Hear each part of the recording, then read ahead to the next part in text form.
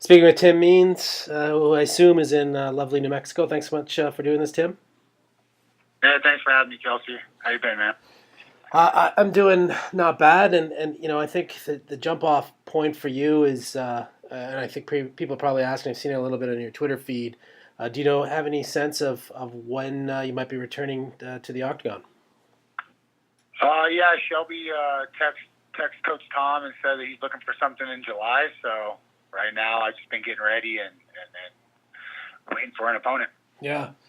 Would you like to get on that big UFC 226 card, or does it not really matter to you?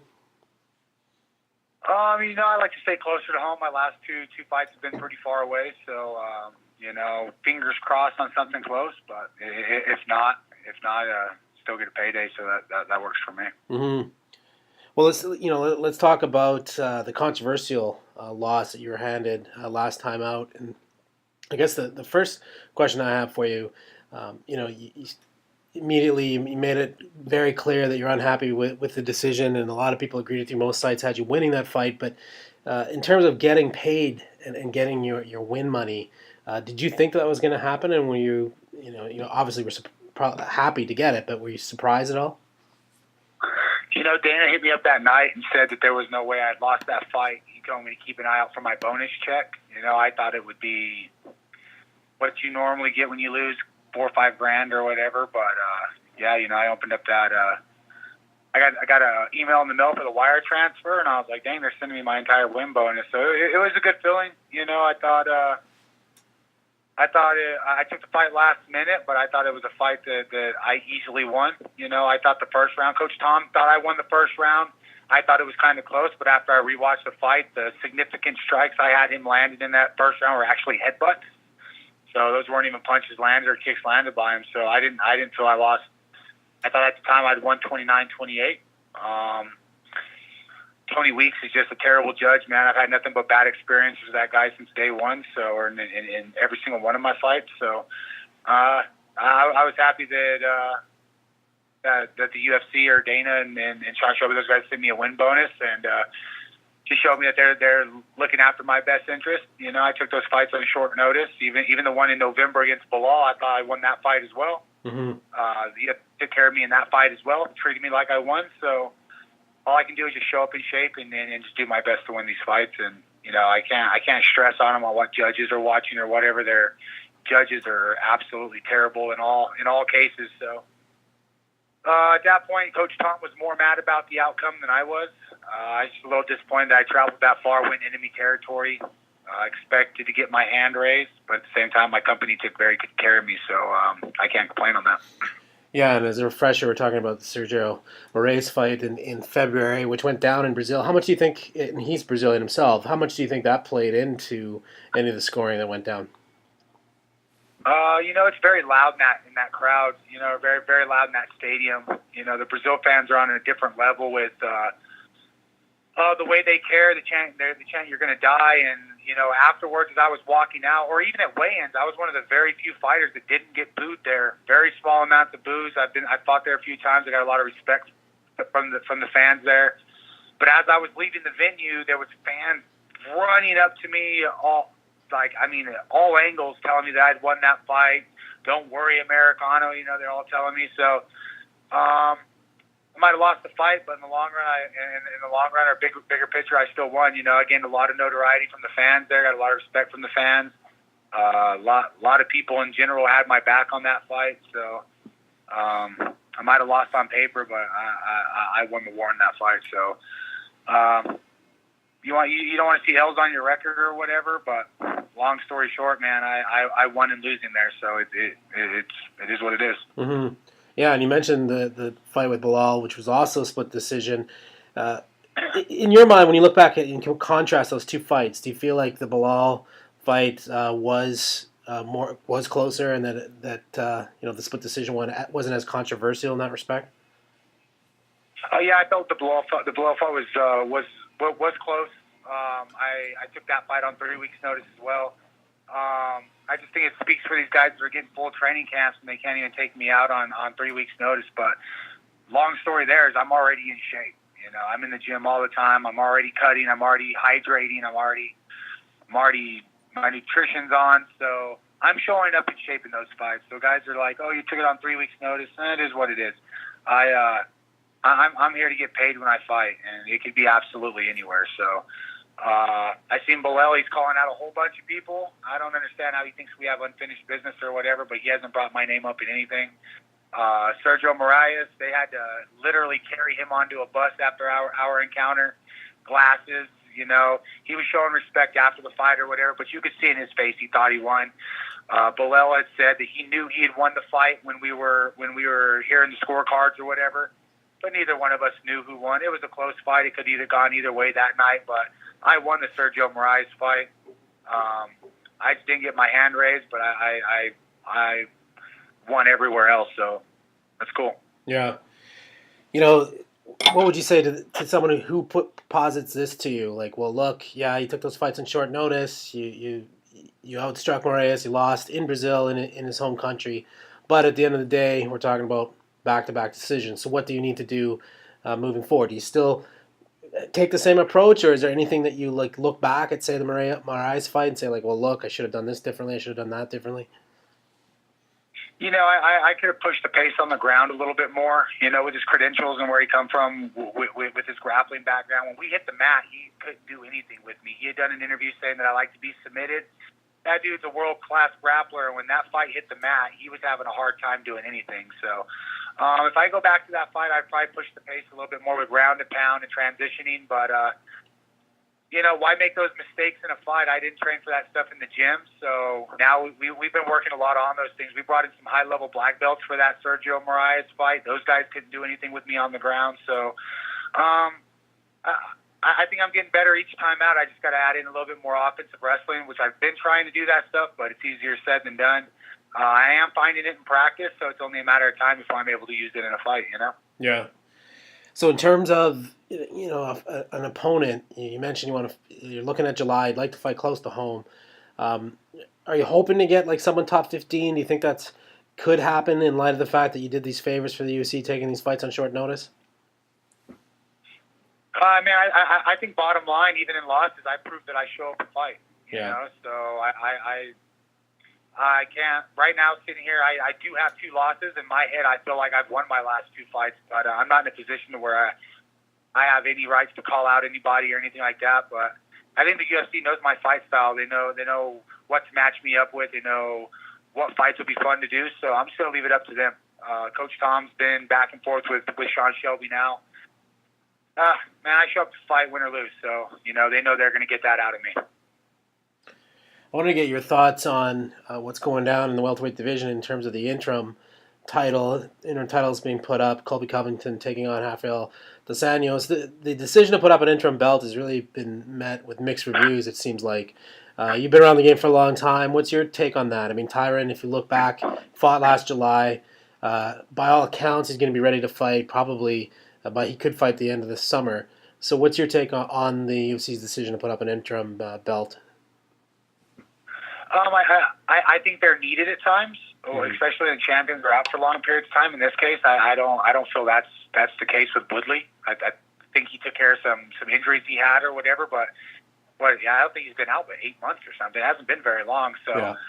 I think Colby Covington's done a good job of talking trash and making a rivalry thing out of it, using his mouth to talk. That dude's boring as all hell to watch fight. You know, I'd rather paint a house than watch that dude fight. I don't see the need for an interim belt at welterweight right now, but, you know, the UFC, they do good. I see everybody trying to match fights and say what the UFC needs to do and this and that, but they do a good job. They do a good job at put on exciting fights, and cards that aren't even being talked about turn out to be absolute barn burners. But in this instance, I don't see it being necessary. I see the value that they're finding between the rivalry between Covington and Woodley. Mm-hmm. But I see dos Anjos as a very, very dangerous fight for Covington. So Covington shouldn't probably be going out there picking fights. We've seen him getting swung on by Charles Bennett this morning, you know, by Chaos, or he hates to be called Crazy Horse now, but he's out there picking fights with everybody. I just don't think he should overlook the fight that he's got in front of him with dos Anjos, and I don't really agree with the interim belt at welterweight right now. I think Woodley's done a lot of work to be in that status. He took some time to heal himself, and it's been a lot shorter than the McGregor issue. So I don't see the point of it at welterweight right now. Yeah, and with Colby, I mean, all the trash talk, that shtick aside, I was, after his Damian Maia fight, almost all the damage, a lot of the damage he did was on the ground, and there's no doubt Colby's got solid wrestling. But I look at how he matches up against Rafael, and if he can't take him down, I just don't see him. I think Rafael could piece him up pretty decently, and I could say that for sure against Tyron. Agreed. Absolutely agreed. You can't take him down. He's in for a long run. And Kobe's an outstanding wrestler. He's an outstanding athlete with that stuff. But if he fought any of us better strikers the way he fought Damian Maia, if he stands and chooses to exchange with us better strikers, he's losing those fights 9 out of 10 times. So I think he picked the right fight, trying to showcase his striking ability, but he's very, very amateurish. Rookie status in the striking. He needs to stick to his game, get that fight to the ground in the Dos Anjos fight, and hope to God that he can hold him there. But I see Dos Anjos winning that fight. Yeah. The one thing that was kind of surprising, it hasn't been confirmed yet, but there's been reports that the UFC is looking at Damian Maia for Kamaru Usman in the Chile card. And if Damian does take that fight, I'd be kind of surprised, because I see that sort of unfolding the same way that his fight with Colby went. I mean, Kamaru is a very good wrestler. He's got good stand-up, better than Colby, I would say. So I was kind of surprised to hear that he's looking at that fight. Yeah, it's not a good matchup for Maia. Maia's not going to be able to get a takedown in that fight. He's not going to be able to do much off his back. And I agree, Usman's a much better striker than Covington is. And Damian Maia is looking a little worn his last few fights. So hats off to him for stepping in there. I just don't see it being a good matchup for him. Mm-hmm. While I have you, I wanted to get your take on the recent news that Antonio Rogerio Nogueira and Junior Dos Santos both had reduced suspensions. USADA was able to demonstrate that they took contaminated supplements, which is something that you unfortunately know all too much about. What was your reaction to that? Not surprised, I guess. Yeah. It happens everywhere. I think USADA needs to get a little bit better of a timetable with figuring it out, a shorter timetable, I guess. Mm-hmm. The other thing is not putting out that type of information, because the damage is already done when you're saying, oh, you had this in your system, we're waiting for further investigation or whatever. But people are going to start their rumors, and fans are going to get involved, and damage is already done at that point. So. Yeah. I think their due diligence needs to be done a little quicker, more of a timely manner.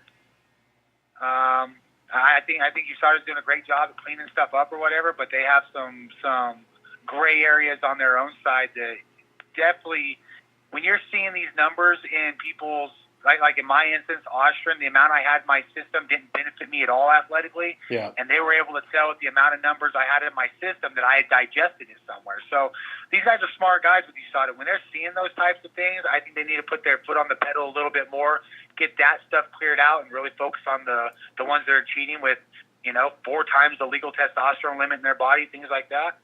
Mm-hmm. When you have just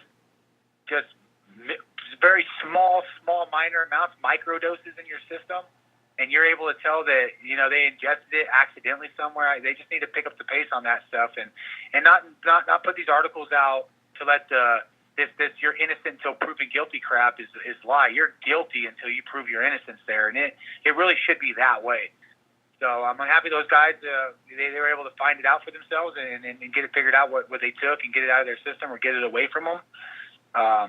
USADA's just got a couple gray areas that they need to take care of for themselves.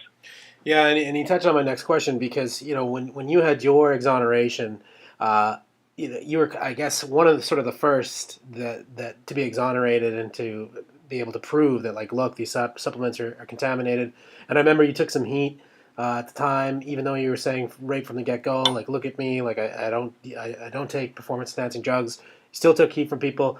So now that we've had several other fighters have similar circumstances, have you had anybody come back to you and say, hey, look, like, I'm sorry I said this, or have you noticed any kind of change, or do you feel more exonerated because other fighters now, it's been demonstrated they've had false flags as well? Yeah, I didn't get caught up in what people were saying. I knew I was telling the truth. I had the right people in my corner, such as Jeff Nowitzki and these guys that reached out to me and was like, hey, we've been doing this a long time. Your numbers are not correct for being on a cycle. Asked me, hey, did you take it? I said, no. Jeff's like, I'm going to help you get out of this. And that's exactly what he did. Mm-hmm. And ever since then, you've seen multiple people pop up with that Austrian stuff.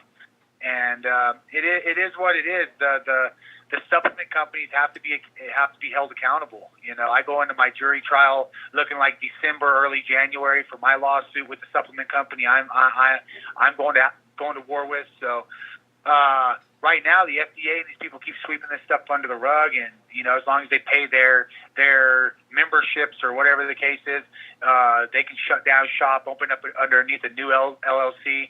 That's absolutely endangering people, from college students to high school kids to professional athletes. It's causing us to lose money. People are losing scholarships. I think that those people need to be held accountable for, and they need to be criminally charged with stuff like that. I'm happy to see that these issues are popping up. I'm not happy people are failing drug tests and losing out on paydays or whatever, but it's coming to light a lot more often than not. So I think we're going to be seeing a real turn, and supplement companies are going to really have to start biting the bullet on this stuff. Yeah, let's hope so. Last question for you, while I have you, how are things at FIT NHB? And you mentioned Tom Vaughan, your head coach. How are things with him? We're doing good, man. Same old stuff at the gym, you know, tons and tons of wrestling. So I really feel like that I'm going to start showing that here sooner than not. Just really been working the timing on all that stuff. You know, I like to get in fist fights, so I have to get out of that. It's more of a pride thing when I'm in the cage. I get hit in the face, I want to hit him back in the face, but easing back on the accelerator, countering, ducking underneath shots, things like that.